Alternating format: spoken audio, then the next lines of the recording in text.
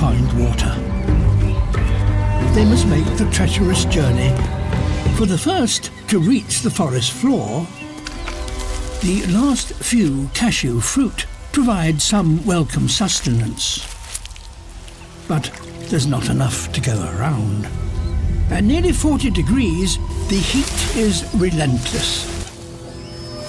Could the trees provide the solution?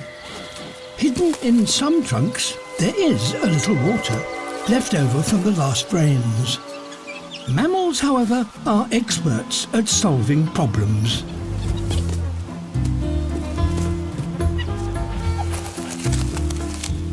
A stick produces a dribble of success. Having watched all the others try, the mother finally gets her turn.